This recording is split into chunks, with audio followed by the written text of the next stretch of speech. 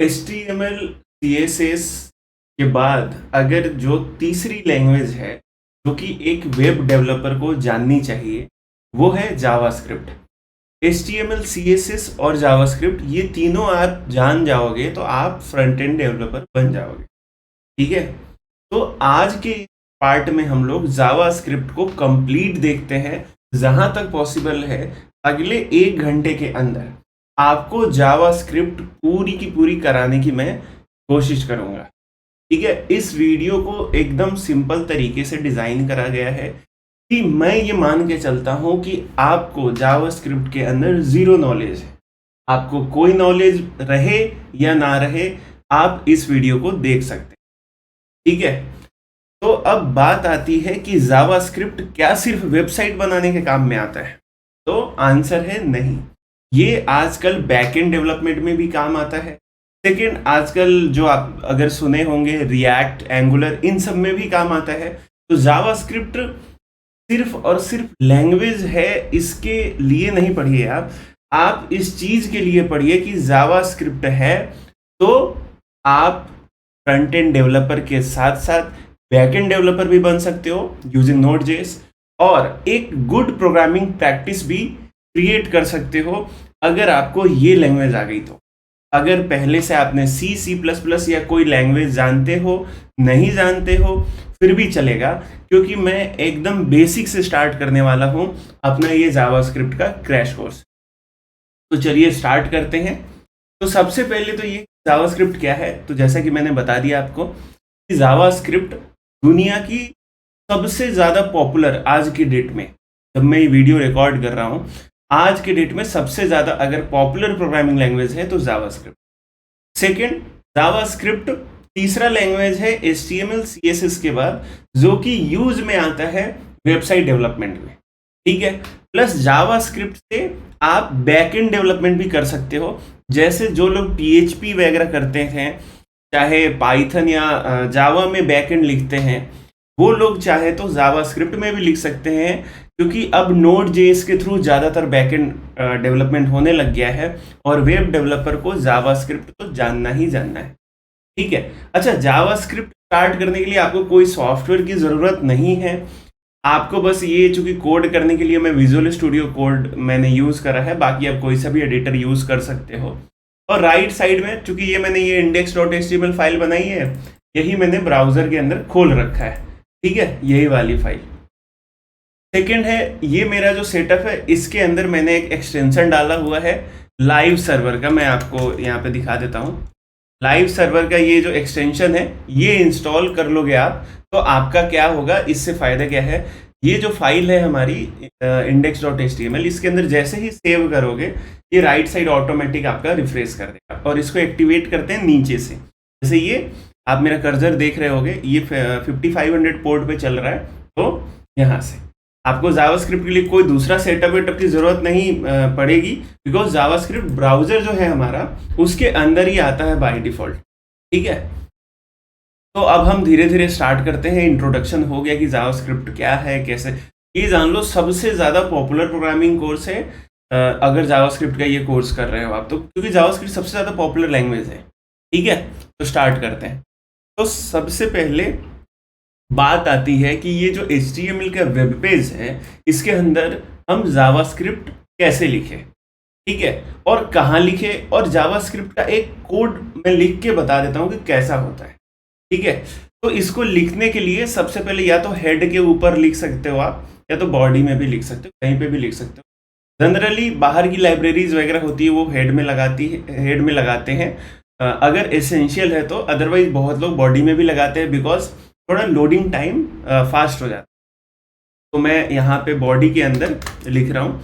और जावास्क्रिप्ट का code HTML के अंदर लिखने के लिए आपको स्क्रिप्ट टैग यूज़ करना पड़ेगा। अगर अलग से जावास्क्रिप्ट लिख रहे हैं तो आपको ये करने की ज़रूरत नहीं है, लेकिन वेब पेज के अंदर लिख रहे हैं तो ये स्क्रिप्ट से स्टार्ट करके स्क्रिप्ट से बंद करोगे आप, तो इसके अंदर आप जावास्क्रिप्ट का कोड लिख सकते हैं। ठीक है, तो एक छोटा सा कोड लिख के मैं बताता हूँ आपको, चूंकि शुरुआत कर रहे हैं हम लोग। तो इसके अंदर कोड है console.log। ठीक है, इसके अंदर मैं लिख रहा हूँ वेलकम। और जैसे मैंने इसको सेव किया तो ये रिफ्रेश हुआ है पेज। अगर आप लाइव सर्वर नहीं कर रहे हैं तो ये पेज अगर आप खोले हैं क्रोम में या किसी ब्राउज़र में, आप रिफ्रेश कर लेना। बाकी live server extension automatic refresh. तो जैसे ही अपन ने इसके अंदर कंसोल लॉग किया तो ये पेज अपडेट हुआ है, इसका मतलब इसका कोड कहीं ना कहीं है। तो वो कोड कहाँ है अब देखते हैं। कंसोल के अंदर लॉग कर रहा है, तो हर ब्राउज़र के पास एक कंसोल होता है। आप जब राइट क्लिक करोगे तो इंस्पेक्ट करके ऑप्शन आएगा। ये मैक पे ऐसा दिख रहा है, विंडोज़ पे थोड़ा अलग दिखेगा। इंस्पेक्ट पे जाओगे आप तो इस तरह से खुलेगा, वो मैक पे भी ऐसा खुलेगा और विंडोज़ पे भी ऐसा खुलेगा, ठीक है। और कंसोल में जाएंगे आप तो ये देखिए वेलकम लिखा हुआ आ रहा है। ये बाकी आप मत देखिए, वेलकम देखो, एक बार और सेव करता हूँ तो दिख जाएगा। ये देखो वेलकम लिखा हुआ आ रहा है। हमने जो यहाँ पे लिखा है वो कंसोल में प्रिंट हो गया है। तो हम लोग अगले लेक्चर्स में, अगले टॉपिक्स में हम लोग इसका बहुत यूज़ करने वाले हैं। मतलब आज ही के वीडियो में जो जो चीज़ें हम पढ़ेंगे उसके अंदर कंसोल का बहुत ज़्यादा यूज़ करने वाले हैं। तो एक तो ये हो गया, इस तरह से जावास्क्रिप्ट का कोड लिखते हैं। एक और लिखते हैं जो कि जैसे ये हो गया, अलर्ट में लिख दिया मैंने सब्सक्राइब माई चैनल। जैसे सेव करूंगा मैं तो देखो ये अलर्ट आ रहा है, ये ब्राउज़र के ऊपर लिखा हुआ है, ये ब्राउज़र अलर्ट दे रहा है। ये कोड तो जावास्क्रिप्ट का ही है और जब इस कोड को रन करोगे तो इस तरह से दिखे। एक तो ये ऐसे भी जावास्क्रिप्ट दिख जाएगा आपको, ठीक है। सेकेंड, एक हम लोग इस दोनों को डिलीट कर देते हैं और एक जावास्क्रिप्ट में फंक्शन है। अभी आपको मत सोचना कि ये क्या लिख रहे हैं क्या नहीं लिख रहे हैं, बस मैं ये बता दे रहा हूँ कि जावास्क्रिप्ट दिखेगा कैसा है आपको, ठीक है। Document dot get element by ID, ठीक है। और इसको टेस्ट आईडी फाइंड करके इनर एचटीएमएल में हे लिख देते हैं, ठीक है। और h1 की आईडी दे देते हैं हम लोग टेस्ट। अब इसको सेव करूंगा तो ये पूरा जो टेक्स्ट था जावास्क्रिप्ट का क्रैश कोर्स ये डिलीट होके ये आ गया, ठीक है। तो अभी आपने तीन चीजें देखी हैं। एक तो कंसोल में कोई चीज कैसे प्रिंट करा सकते हैं, एक अलर्ट कैसे करा सकते हैं, और एक इस HTML में कुछ लिखा हुआ उसको रिप्लेस कैसे कर सकते हैं। तो देखो जावास्क्रिप्ट का यूज कहाँ कहाँ होता है। जावास्क्रिप्ट का यूज ज़्यादातर वेबसाइट पे, अगर फ्रंट एंड के हिसाब से बात करें, मतलब जो HTML CSS और जावास्क्रिप्ट को कंबाइन करके जब हम वेबसाइट डिज़ाइन करते हैं तो उसमें वेबसाइट की इंटरेक्टिविटी बनाने में, वेबसाइट को और सुंदर दिखाने में, और यूज़र कुछ क्लिक कर रहा है, कुछ टाइप कर रहा है, कहीं पे नेविगेट कर रहा है, तो वो एक्शंस को और स्मूथ बनाने में और बढ़िया से रेंडर करवाने में ये जावास्क्रिप्ट काम आता है फ्रंट एंड साइड से। बैक एंड की बात नहीं कर रहे हैं हम लोग, वो हम लोग नोड.जेएस में बात करेंगे जावास्क्रिप्ट से क्या क्या करते हैं। सर्वर बनाते हैं, एपीआई बनाते हैं, डेटाबेस के अंदर कुछ क्वेरी परफॉर्म करते हो, सब करते हैं, पर वो बैक एंड का टॉपिक है।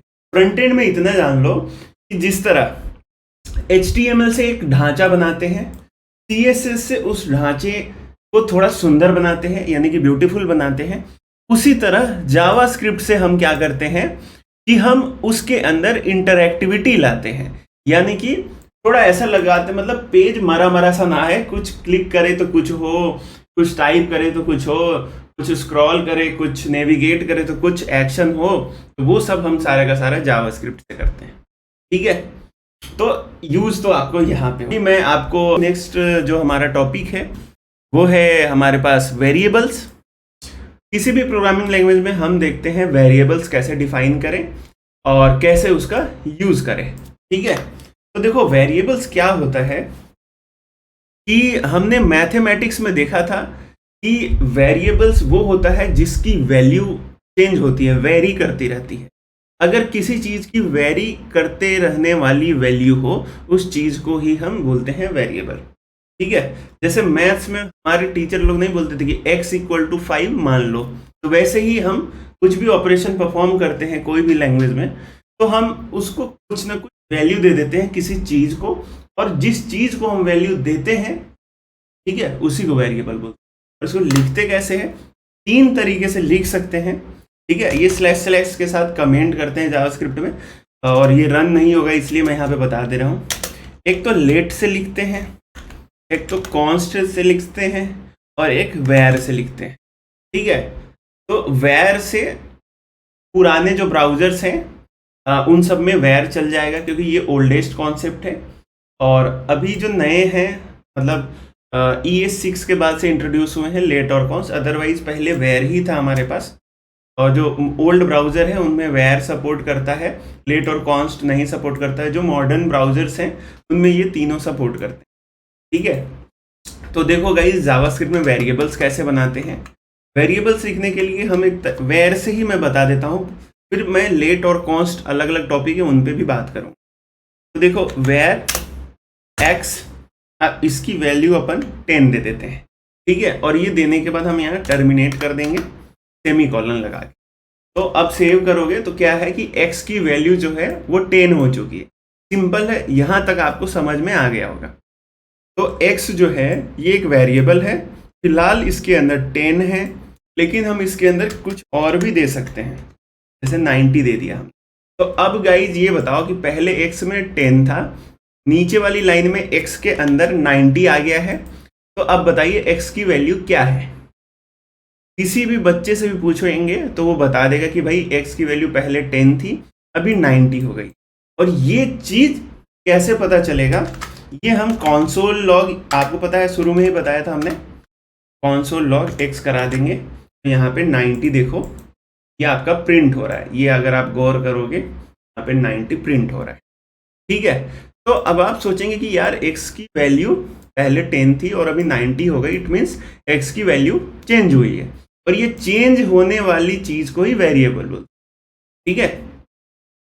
तो इस तरह से वेर से हम डिफाइन करते हैं, ठीक है।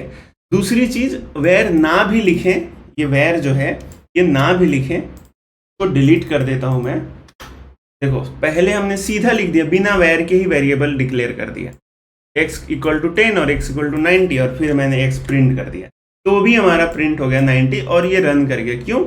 जावास्क्रिप्ट में इन 3 तरीकों के अलावा एक और तरीका है विच इज कॉल्ड ऑटोमेटिक, ठीक है। तो हम 4 तरीके से हम वेरिएबल डिफाइन कर सकते हैं। एक तो हमारा ऑटोमेटिक जो अभी देखा आपने बिना कुछ यूज किए हुए, एक तो यहाँ पे वेर लगा देंगे तब हो जाएगा, ठीक है। और एक लेट लगा देंगे तब हो जाएगा, और एक कॉन्स्ट लगा देंगे तब हो जाएगा, ठीक है। बाकी सब तो ठीक है गाइज, लेट, वेर और ऑटोमेटिक, बट कॉन्स्ट लगाने के बाद इसकी वैल्यू नहीं चेंज कर सकते, ठीक है। अब मैंने यहाँ पे कॉन्स्ट से स्टार्ट करा और x में 10 डाल दिया, तो ठीक है चलो भाई, x में 10 हो गया, वैल्यू 10 आ गई।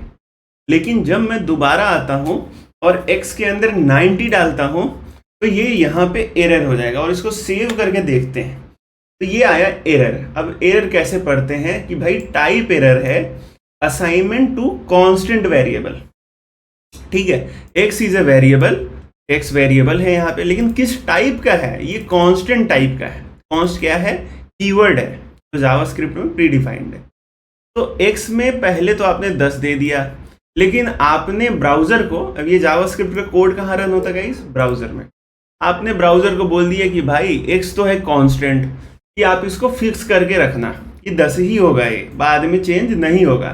लेकिन थोड़ी देर के बाद आप बोलते हो कि नहीं भाई x में 90 डाल दो, तो ब्राउजर बोलेगा यार क्या बात कर रहे हो यार, अभी तो आपने बोला कि x तो कांस्टेंट है और आप उसके अंदर 10 डलवा रहे हो। तो ऐसा नहीं कर सकता हूं मैं, इसलिए भाई मेरे से आपकी हो गई नाराजगी, इसलिए मैंने यहाँ पे कंसोल में एरर थ्रो कर दिया, ठीक है। तो यहाँ पे एरर आ गया, इसलिए गाइस इस लाइन को हम डिलीट करते हैं। डिलीट करने से बढ़िया कमेंट कर देते तो ये रन नहीं होगा, ठीक है। ऐसे कर दिया तो अब ये देखो 10 आ गया, ठीक है।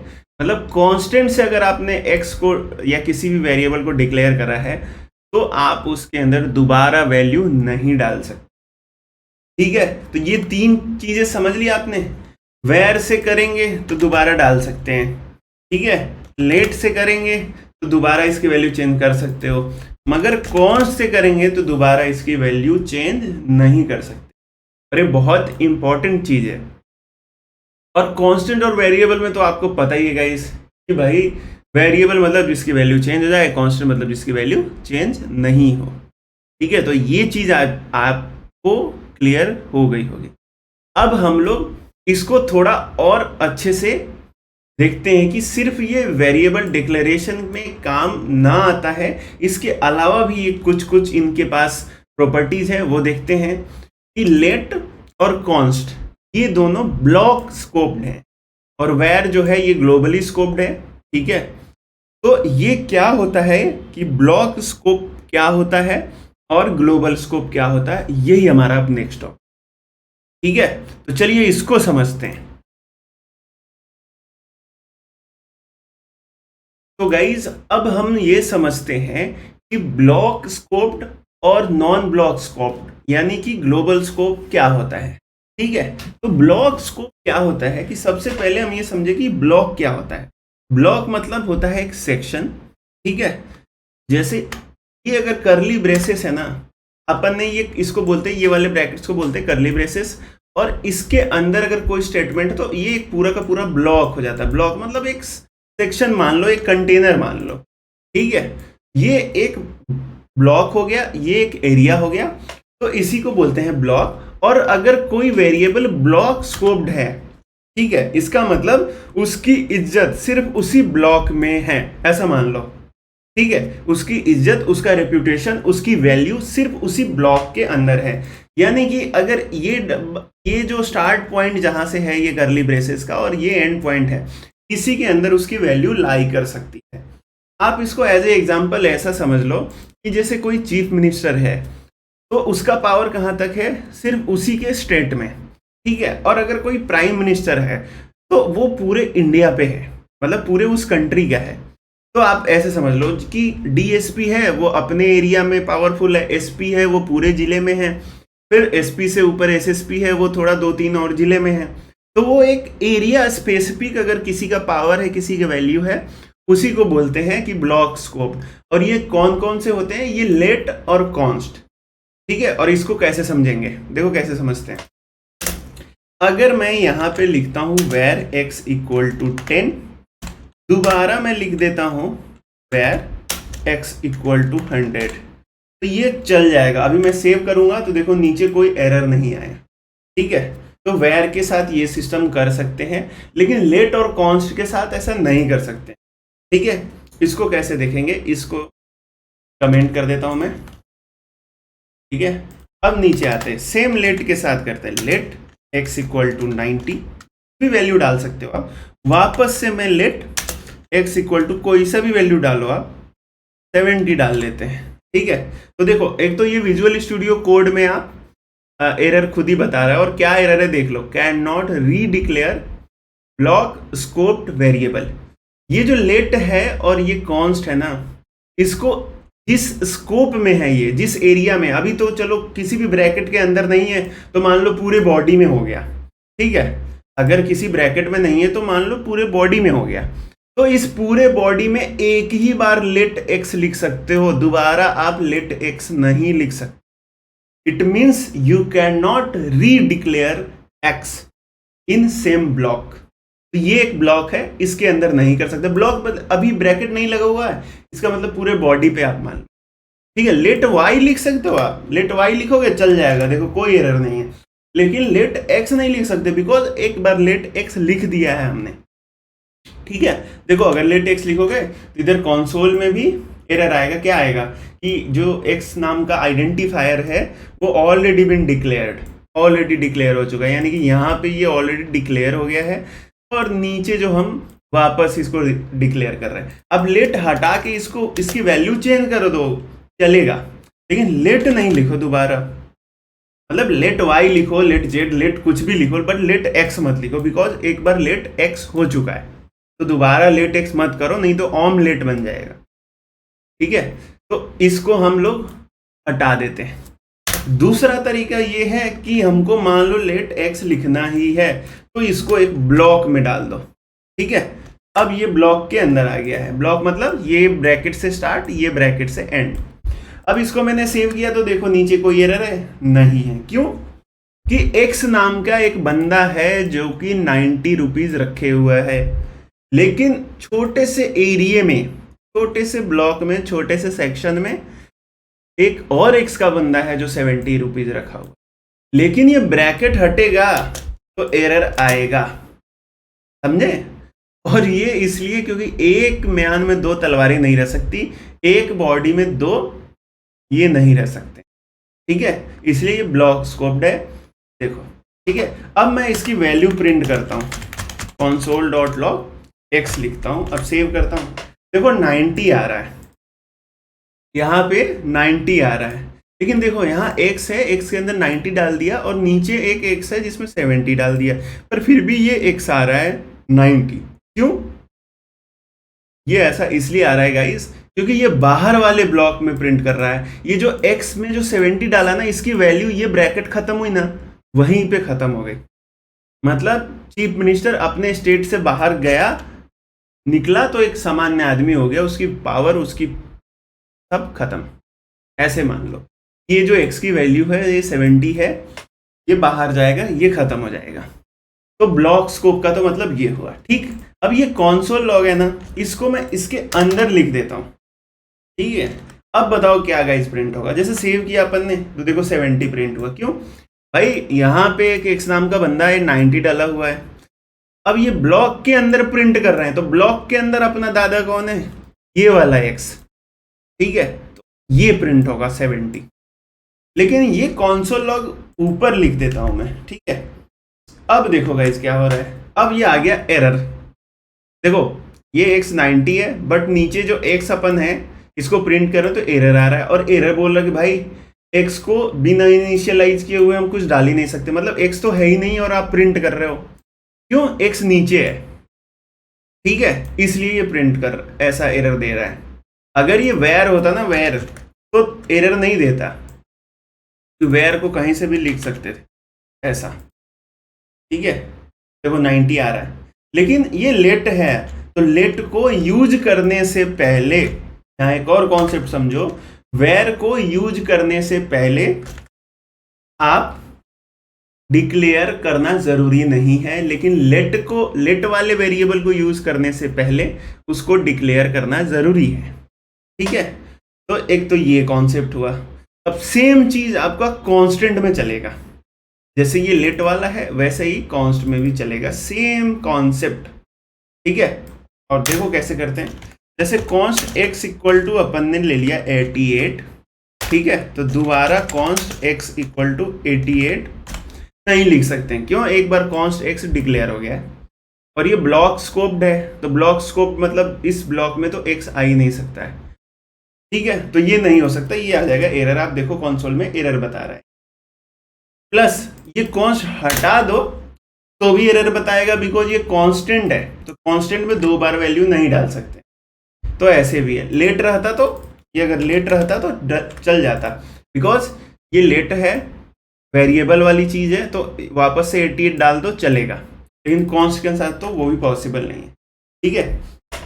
अब इस चीज को सॉल्व करने के लिए या समझने के लिए एक और मैं x ले देता हूं, कॉन्स्ट x इक्वल टू 90 मान लो, तो अब ये चलेगा, बिकॉज देखो ये x 88 है, लेकिन x ये दूसरा वाला x 90 है। क्यों? क्योंकि ये ब्लॉक के अंदर है, तो ब्लॉक के अंदर चलेगा। तो ब्लॉक के अंदर अगर आपको लिखना है, ठीक है, तो ब्लॉक के अंदर आप रीडिक्लेयर कर सकते हो x को, यानी कि कांस्टेंट वेरिएबल को, या फिर लेट टाइप से जो अपन वेरिएबल करते हैं, लेट से और कॉन्स्ट से जो भी लिखते हैं उन सबको ये डिक्लेयर कर सकते हैं, ठीक है। जो सेकेंड चीज बताया था कि भाई यहाँ हम लोग x इक्वल टू 90 लिख दिया और नीचे वेयर x लिख दिया, ठीक है, तो ये एरर नहीं देगा आपको, ठीक है।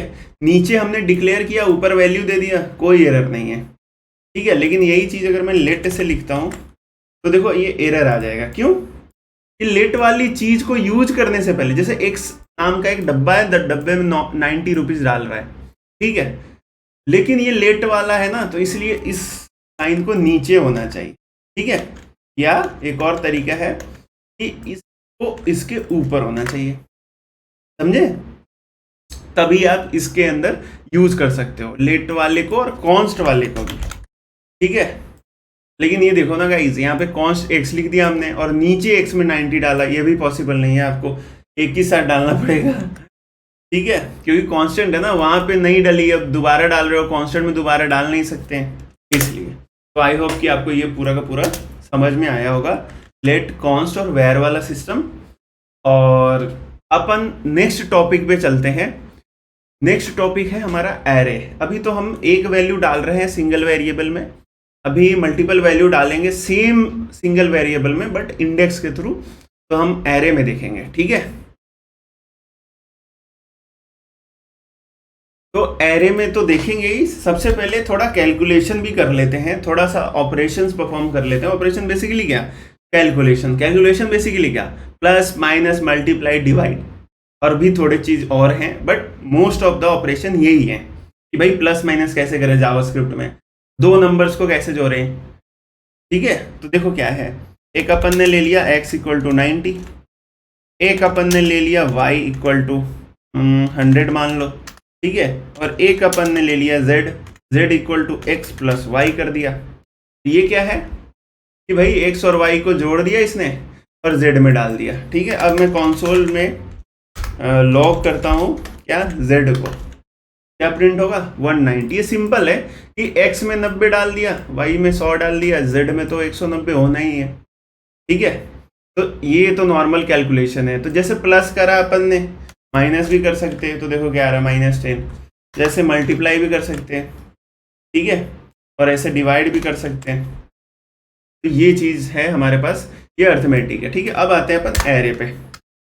तो अब एरे कैसे करते हैं, एरे डिक्लेयर करने के लिए फिर से वही से लेट x इक्वल टू, ये भी x टाइप का एक वेरिएबल है और ये एरे टाइप का है, तो ये एरे ऐसे होता है, ये रेक्टेंगुलर ब्रैकेट्स में होता है, ठीक है। अब इसमें कोई एरे है, एरे मतलब सेम नाम से मल्टीपल वैल्यू डाल सकते हैं और उसको इंडेक्स के थ्रू एक्सेस करेंगे। कैसे, जैसे इसके अंदर मेरे पास बहुत सारी कार्स हैं, चलो x नहीं लिखते हैं, यहाँ पे कार्स लिख देते हैं, ठीक है। अब मेरे पास क्या क्या कार्स है, BMW है मान लो, तो थार है, चलो ऑडी है, ये सब डाल दिया, ये कार्स आ गया। अब इसको प्रिंट कैसे करेंगे, वही same console dot log cars, ठीक है। तो ये एरे है और एरे स्ट्रिंग टाइप का है। डबल कोट में अगर कोई चीज़ रहती है तो स्ट्रिंग है। जैसे अगर कहीं पे लिखा हुआ 20 तो ये नंबर है, ठीक है, और कहीं पे ऐसे लिखा होगा 20 तो ये स्ट्रिंग है। डबल कोट के अंदर स्ट्रिंग आता है जनरली, ABCD वाली चीज़। जैसे किसी का नाम है मान लो, सब्सक्राइब लिखा हुआ है मान लो, ठीक है, तो ये स्ट्रिंग है। तो इस तरह से गाइज हमने एरे डिक्लेयर कर दिया। और एरे बेसिकली क्या है कि बहुत सारी सेम टाइप की या फिर डिफरेंट टाइप की चीज़ हमने इस कार्स के अंदर ही डाल दी, ठीक है। अब इसको मैं प्रिंट कैसे कराऊंगा, भाई सेम console डॉट लॉग। अब मैं एरे का नाम डालूंगा तो ये कार्स करके एरे है मेरा, ये देखो ये प्रिंट हो गया, ठीक है। इसके अंदर 3 एलिमेंट है, तो 0th पोजीशन, ये जो 0 1 2 लिखा हुआ है ये पोजीशन है। ऐसे देखो, तो इसका फर्स्ट एलिमेंट है BMW, है ना, फर्स्ट, तो आप 0 बोलोगे, और सेकंड को क्या बोलोगे फर्स्ट, थर्ड को क्या बोलोगे 2। ये इंडेक्स होता है बेसिकली, ठीक है। तो अगर मान लो मेरे को ये थार प्रिंट करनी है, सिर्फ थार प्रिंट करनी है, तो कार्स, और ये ऐसे लिखूंगा ब्रैकेट और 1 लिखूंगा, ठीक है, 1 लिखूंगा तो ये थार प्रिंट होगा, बिकॉज कार्स के अंदर फर्स्ट एलिमेंट नहीं, फर्स्ट इंडेक्स वाला एलिमेंट। तो फर्स्ट एलिमेंट तो BMW, ये 0 पोजीशन पे, ये 1 पे, ये 2 पे, तो 1 पे क्या है थार, इसलिए ये यहाँ पे थार प्रिंट हो रहा है, ठीक है। यहाँ पे अभी ऑडी प्रिंट करना है तो यहाँ पे 2 लिखेंगे, ठीक है, और एक बार 3 लिख के देखते हैं, अनडिफाइंड, क्योंकि तीसरे एलिमेंट पे कुछ नहीं है, ठीक है। ये चीज हो गया। तो इस तरह से तो हमारे पास एरे आ गया। तो एरे वेरिएबल्स ऐसे डिक्लेयर करते हैं, ठीक है। अब हमारा नेक्स्ट टॉपिक है डेटा टाइप्स, ठीक है। हर प्रोग्रामिंग लैंग्वेज के अंदर डेटा टाइप्स होते हैं। डेटा टाइप का मतलब क्या होता है पहले वो समझते हैं कि टाइप ऑफ द डेटा, जो भी डेटा आ रहा है, जैसे लेट x इक्वल टू 9 है, ठीक है। तो ये जो 9 है ये डेटा है, ये डेटा किस में है, x के अंदर डाला हुआ है, मतलब वैल्यू है बेसिकली। तो ये 9 का टाइप क्या है, ठीक है। तो 9 जैसा कि पता है अपने को नंबर है ये, है ना। तो इसके अंदर अपने जावास्क्रिप्ट के अंदर भी अभी के हिसाब से लगभग 8 टाइप्स हैं, डेटा टाइप्स हैं। तो कौन कौन है एक एक करके देखते हैं, ठीक है। तो एक तो है हमारे पास नंबर, ठीक है। तो ये आपने देख लिया कि इस तरह से लिखेंगे तो ये नंबर है, ठीक है। सेकेंड एक होता है हमारे पास स्ट्रिंग, जैसे नेम इक्वल टू वीजीट्यूब लिखते हैं अपन, ठीक है। तो ये जो वीजीट्यूब है ना, ये स्ट्रिंग है। स्ट्रिंग कैसे पता चलेगा? ये डबल कोट में है इसलिए ये स्ट्रिंग है, ठीक है। अब आता है थर्ड हमारे पास बूलियन, ठीक है। तो ये कैसे पता चलेगा कि भाई x इक्वल टू अगर मैं ट्रू लिखता हूँ या फिर x इक्वल टू मैं फॉल्स लिखता हूँ, तो हमारे पास ये जो फॉल्स और ट्रू होता है इसी को बेसिकली बूलियन वैल्यूज बोलते हैं। तो इसका डेटा टाइप क्या है? बूलियन। अब ये एरर इसलिए बता रहा है क्योंकि हमारा x जो है ऑलरेडी डिक्लेयर हो गया है, ठीक है। अब दूसरी बात, चलो x नहीं है, इसको मान के चलते हैं रिजल्ट, ठीक है, कुछ भी लिख सकते। तो ये जो फॉल्स है, फॉल्स भी एक तरह से डेटा है, इसका टाइप क्या है? बूलियन। ये बूलियन डेटा टाइप है इसका, ठीक है। अब बूलियन के बाद आता है हमारे पास बिगिंट करके आता है। बिगिंट क्या होता है? जैसे ये नंबर है ना, अब नंबर बहुत बड़ा नंबर हो गया, जैसे कि स्पेस में जैसे नासा वगैरह या फिर जो बड़े स्पेस एजेंसीज हैं उनको बहुत हाई प्रिसीजन वाला चीज चाहिए रहता है, कैलकुलेशन वगैरह, या कोई ऐसा नंबर है, कोई ऐसा रिजल्ट है, कोई ऐसा कैलकुलेशन है जो कि बहुत बड़ा है, जैसे मान लो ऐसे इतना बड़ा है, बहुत बड़ा है मान लो, ठीक है। तो हर प्रोग्रामिंग लैंग्वेज में ना एक ऐसा रहता है कि भाई कि हमारा एक जो वैल्यू है ना वो कितने बिट का है, ये जो वैल्यू है ये कितने बिट का है और हमारा वेरिएबल कितने बिट का स्टोर कर सकता है। तो जैसे सी के अंदर है कि भाई बाइट है, शॉर्ट है, इंट है, फ्लोट है, ये सब इनका डिफाइंड वैल्यू है कंपाइलर के हिसाब से कि ये जो बाइट है ये कितना स्टोर करने वाला है, इंट जो है वो कितना स्टोर करने वाला है, फिर लॉन्ग कितना स्टोर करने वाला है। ये जावा में भी है वैसे तो, ठीक है। जावा स्क्रिप्ट के अंदर क्या होता है, एक अगर बहुत बड़ा नंबर आता है हमारे पास तो उसको हम लोग बिगिंट में स्टोर करते हैं, ठीक है। ये कैसे करेंगे? देखो इस तरह से लिखते हैं, लेट n इक्वल टू बिगिंट, ठीक है, और इसके अंदर नंबर डाल देंगे, बहुत, चाहे ऐसे डाल सकते हो, बहुत बड़ा है अगर तो इस हिसाब से आप डाल सकते हो, ठीक है। बिग इंटीजर है ये, 64 बिट में स्टोर करता है हमारे पास, 64 बिट के अंदर इस तरह से डेटा स्टोर होता है। लिखते इस तरह से आप देख लो, ठीक है। तो हमारे पास एक बिग इंट हो चुका है, ठीक है। अब हमारे पास आता है नेक्स्ट एक नल करके आता है, ठीक है, नल टाइप का, जैसे let value equal to null, ठीक है। तो इस तरह से ये एक नल, मतलब वैल्यू को डिक्लेयर कर दिया है, फिलहाल इसको नल दे दिया हमने और बाद में इसकी वैल्यू हम देने वाले, इसलिए इन्होंने नल लिखा हुआ है, इस तरह से आप समझ सकते। तो नल टाइप का हो गया, ठीक है। एक आता है हमारे पास अनडिफाइंड, ठीक है। अनडिफाइंड कैसे लिखते हैं वो देख लो। अनडिफाइंड में जैसे लेट लिख दिया हमने p, ठीक है, और अगर मैं कंसोल कर देता हूँ, कंसोल लॉग p को कर देता हूँ, देखो क्या प्रिंट हो रहा है, ये अनडिफाइंड प्रिंट हो रहा है ना। अगर इसके अंदर नल भी नहीं डाले हम, ठीक है, इसके अंदर नल भी नहीं डाले, कोई वैल्यू नहीं डाले हम, तो ये बेसिकली अनडिफाइंड हो जाता है कि इसकी कोई वैल्यू नहीं आपने डाली। तो अनडिफाइंड वैल्यू तो इस तरह से लिखते हैं, नल जो है इस तरह से, नल वैल्यू इस तरह से हम लोग लिखते हैं, बिगिंट ऐसे लिखते हैं, ठीक है, और उसके बाद बूलियन ऐसे लिखते हैं, और सॉरी ये स्ट्रिंग है, ठीक है, ये स्ट्रिंग है, ये नंबर है, नंबर ऐसे लिखते हैं, ठीक है। अब आता है हमारे पास एक आता है सिंबल करके, ठीक है, सिंबल करके डेटा टाइप आता है, ठीक है। तो जैसे ऐसे लिख देते हैं उसको,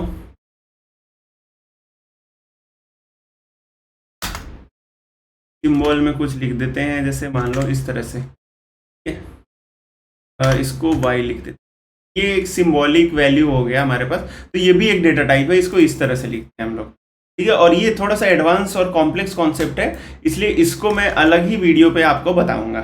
फिलहाल ये समझ लो कि ये सिंबल भी एक डेटा टाइप है। अब एक आखिरी जो डेटा टाइप आता है वो है ऑब्जेक्ट, जो कि वाइड बहुत यूज भी होता है, ठीक है, ऑब्जेक्ट डेटा टाइप। तो ऑब्जेक्ट डेटा टाइप 2-3 तरीके से लिख सकते हो आप।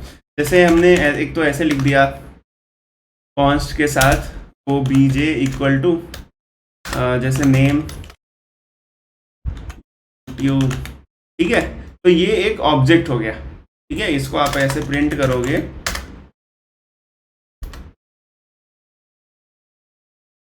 ठीक है, तो ये जो ऐसे प्रिंट हो रहा है ये एक बेसिकली ऑब्जेक्ट है। ठीक है, तो ऑब्जेक्ट को अगर अपन एरे भी प्रिंट करते हैं ना, ठीक है, ठीक है, तो ये भी एक ऑब्जेक्ट ही है।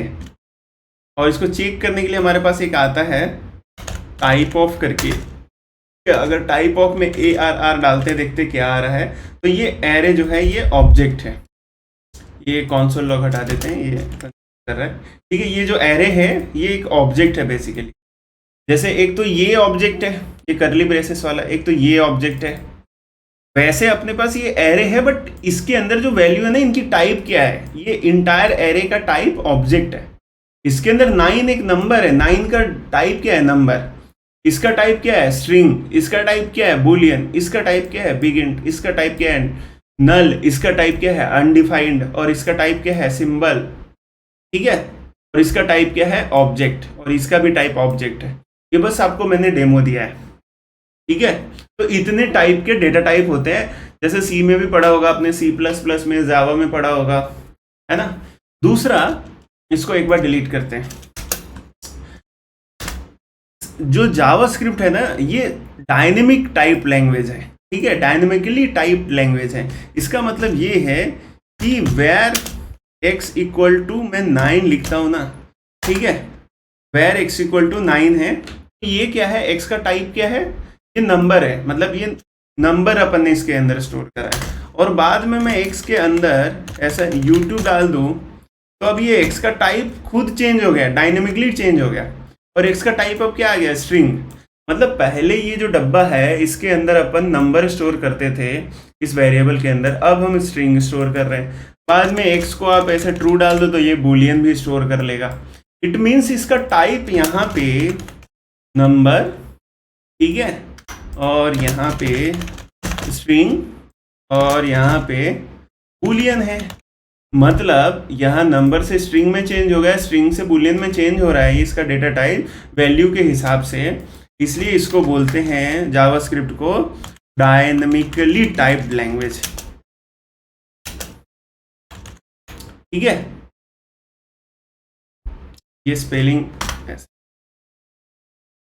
डायनेमिकली टाइप लैंग्वेज है ये जो जावास्क्रिप्ट है हमारा। तो आपने डेटा टाइप देख लिया, और इसको डायनेमिकली टाइप लैंग्वेज क्यों बोलते हैं वो भी देख लिया आपने। ठीक है, लेकिन इसके अंदर अपन ऐसा लिखते हैं ना, x इक्वल टू 90 लिख दिया मान लो, तो हम लोग सेमी कॉलन देते हैं। जरूरी नहीं है सेमी कॉलन देना, आप बाद में ऐसे नेक्स्ट लाइन में भी कुछ लिख सकते हो आप।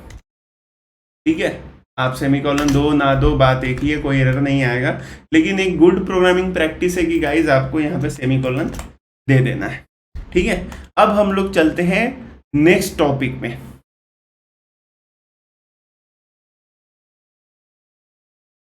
जो नेक्स्ट टॉपिक है गाइज वो है हमारा फंक्शंस। ठीक है, और फंक्शंस लिखने के लिए, फंक्शंस कैसे बनाते हैं, सिंपल तरीका है, ज़्यादा दिमाग नहीं लगाना है। फंक्शन बनाने के लिए हम फंक्शन कीवर्ड का यूज़ करेंगे और अपने फंक्शन का नाम देंगे। ठीक है, जैसे कोई फंक्शन है, इसका ये टेस्ट नाम का हमने एक फंक्शन बनाया। ठीक है, और फंक्शन में ऐसा पैरेंथेसिस देंगे, और ये फंक्शन की बॉडी हो गई, ये हमारा फंक्शन बन गया। ठीक है, और हमारा फंक्शन करेगा क्या वो हमने नहीं लिखा, वो हमारे बॉडी के अंदर लिखना है। तो हमारे फंक्शन के अंदर हमें ये करना है console.log। ठीक है, और इसके अंदर हम गूगल दे देंगे, तो हमारे कंसोल पे गूगल प्रिंट हो जाना चाहिए, होगा नहीं। ठीक है, सेव कर दिया, यहाँ सेव कर दिया, तो देखो रिफ्रेश हुआ लेकिन प्रिंट नहीं हुआ। क्यों? क्योंकि फंक्शन बनाने के बाद इस फंक्शन को कॉल भी करना पड़ता है। तो कॉल करने के लिए जैसे ये वाला चीज़ है, इसको एज इट इज़ कॉपी कर दो और नीचे चाहे ऊपर पेस्ट कर दो। टेस्ट किया हमने, देखो ये गूगल कॉल। जितनी बार हम टेस्ट लिखेंगे ना, ठीक है, उतनी बार गूगल प्रिंट होगा। ये देखो एरर आ गया, नेक्स्ट लाइन में लिख रहे थे। ठीक है, देखो कितनी बार गूगल प्रिंट हुआ। अब गाइज आप ये पूछ रहे होंगे कि फंक्शन लिखना बता दिया आपने, फंक्शन को कॉल करना बता दिया, लेकिन फंक्शन का यूज क्या होता है। ठीक है, अब गाइज ये बताओ कि अपने को ये कितनी बार गूगल हुआ है, ये 8-10 बार प्रिंट हुआ है। 8-10 बार हम लोग को गूगल कंसोल करना पड़ता, तो हमें ये कंसोल लॉग लेके और ऐसे ऐसे ऐसे इतना बार लिखना रहता है। ठीक है, ये सिंगल लाइन है तब। तो हमने क्या किया कि इस पूरे लाइन को उठा के फंक्शन में डाल दिया। अब बस हमें ये टेस्ट जहां जहां लिखूंगा ना वहां वहां ये खुद ही ये लाइन आ जाएगा। ठीक है, मतलब मान लो कि मेरे पास एक बहुत बड़ा कोड है, ठीक है, और हर पेज में उस कोड का यूज होने वाला है, चाहे बहुत बार उसका यूज होने वाला है। ठीक है, रिपीट हो रहा है कोई चीज। फंक्शन हम रीयूजेबल कोड को लिखने के लिए बनाते हैं। ठीक है, तो हमें जो कोड बार बार रिपीट हो रहा है ना, उसको एक काम करते हैं कि एक फंक्शन बनाते हैं और उसके अंदर वो कोड डाल देंगे और बस खाली फंक्शन को कॉल करना पड़ेगा। सपोज कि हमारे पास एक हाथी है। हाथी आएगा तो क्या है, हुड़दंग करेगा। तो हाथी का फंक्शन है वो हुड़दंग करना।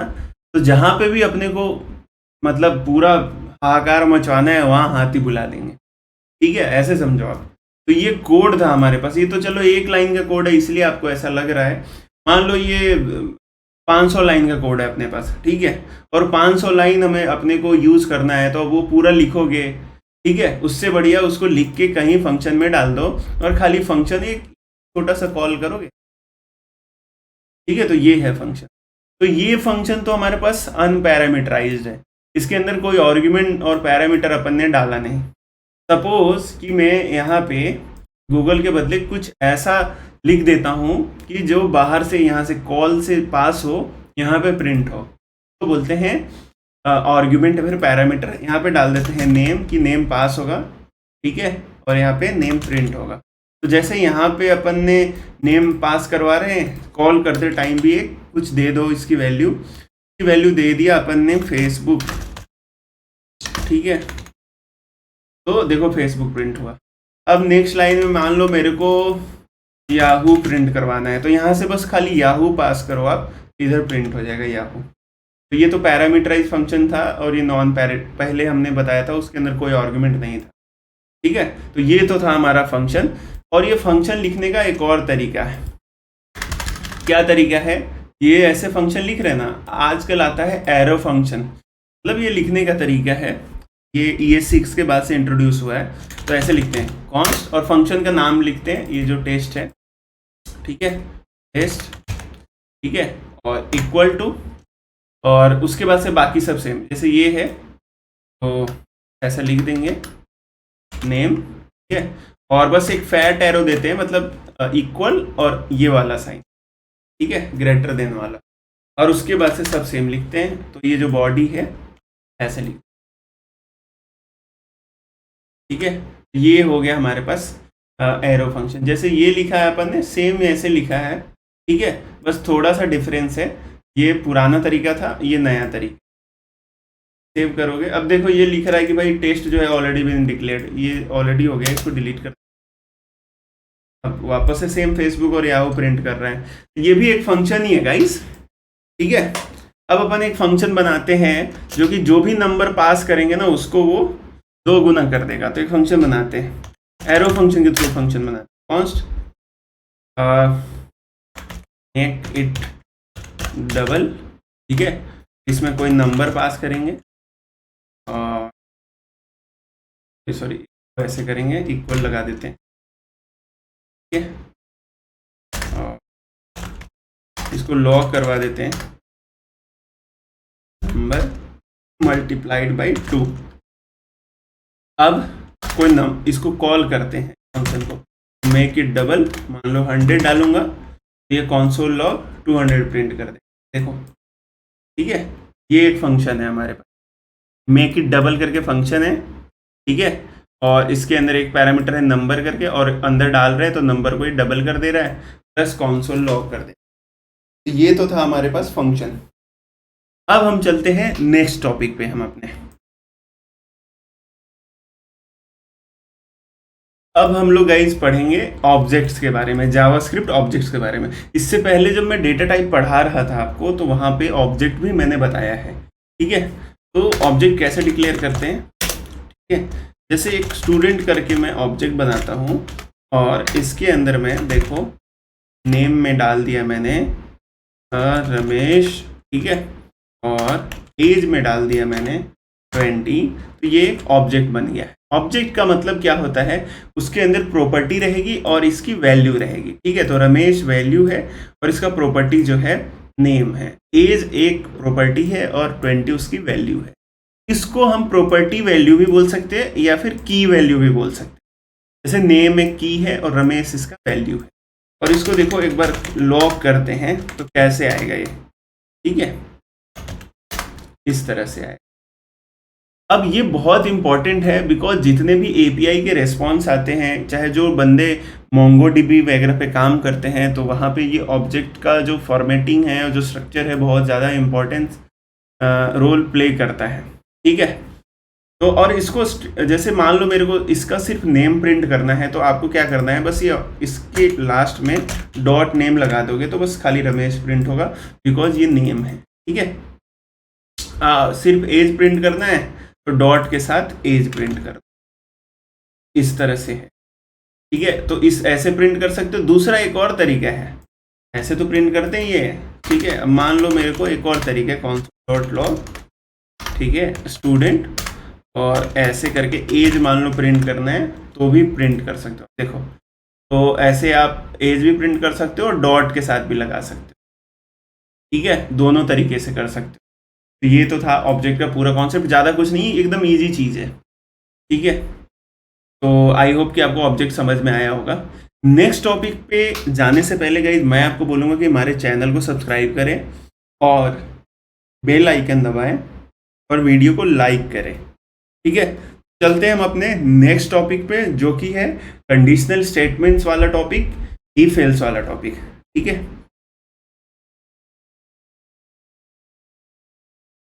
कंडीशनल स्टेटमेंट स्टार्ट करने से पहले हम ये देखना पड़ेगा कि इस स्टेटमेंट के अंदर ऑपरेटर्स आते हैं। ऑपरेटर्स पहले आपने देखा होगा कि मैंने ये बताया था, प्लस, माइनस, ठीक है, और मल्टीप्लाई के लिए स्टार और डिवाइड के लिए ये ज़्यादातर यूज होता है। और भी सारे ऑपरेटर हैं पर ज़्यादातर ये, इनको बोलते हैं अरिथमेटिक ऑपरेटर।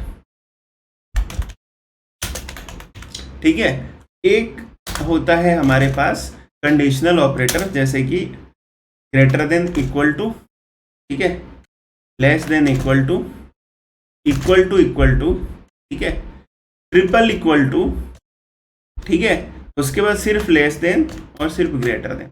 ये सब क्या, कंपैरिजन ऑपरेटर भी बोलते हैं इनको।